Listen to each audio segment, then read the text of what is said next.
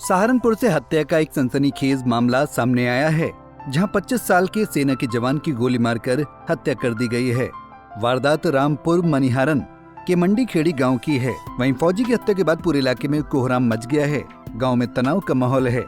Police force तैनात कर दी गई है और पुलिस हत्या के कारणों का पता करने में जुट गई है। जानकारी के मुताबिक 25 साल के फौजी विक्रांत गुर्जर जम्मू में तैनात था।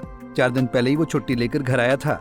बुधवार को रात को खाना खाने के बाद टहलने निकला था, लेकिन काफी देर तक घर नहीं लौटा तो घर वालों ने विक्रांत के फोन पर कॉल किया, लेकिन विक्रांत का फोन स्विच ऑफ निकला, जिसके बाद घर वालों ने काफी देर तक फौजी विक्रांत को ढूंढने की कोशिश की, लेकिन वो नहीं मिला। इसके बाद गुरुवार सुबह ग्रामीणों को एक शव पड़ा मिला, जो कि खून से लथपथ था। ग्रामीण विक्रांत को पहचान गए। उन्होंने तुरंत परिवार को सूचना दी। परिवार वाले मौके पर पहुंचे। इसके बाद पुलिस भी घटनास्थल पर पहुंची। पुलिस ने देखा कि विक्रांत को 2 गोली मारी गई है, एक सीने पर और दूसरी गोली सिर पर मारी है। वहीं पुलिस ने सेना के जवान विक्रांत का शव कब्जे में ले लिया है। शव को पोस्टमार्टम के लिए भेज दिया है और मामले की तहकीकात में जुट गई है। 25-26 साल की उम्र थी और आज सुबह खेत में इनका गोली लगा शव मिला था। पुलिस को जब सूचना प्राप्त हुई तो पुलिस मौके पर पहुंची और यहाँ पर फील्ड यूनिट की टीम को भी बुलाया गया।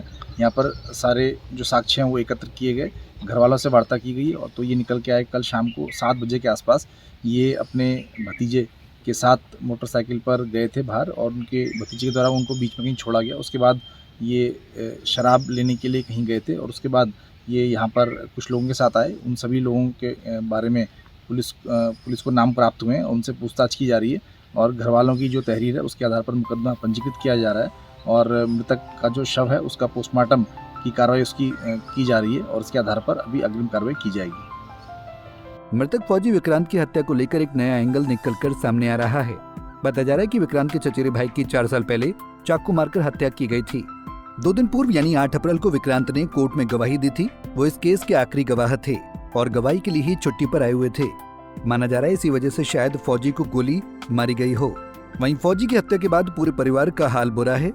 उन पर महीने के अंदर ही 2 सदमे लगे हैं, क्योंकि परिवार से जुड़े एक रिश्ते की भी हाल ही में हार्ट अटैक से मौत हुई है।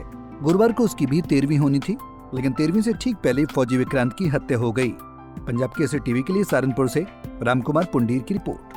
हमसे जुड़े रहने के लिए हमारे YouTube चैनल को सब्सक्राइब करें और नई वीडियो की नोटिफिकेशन के लिए बेल आइकॉन को दबाएं।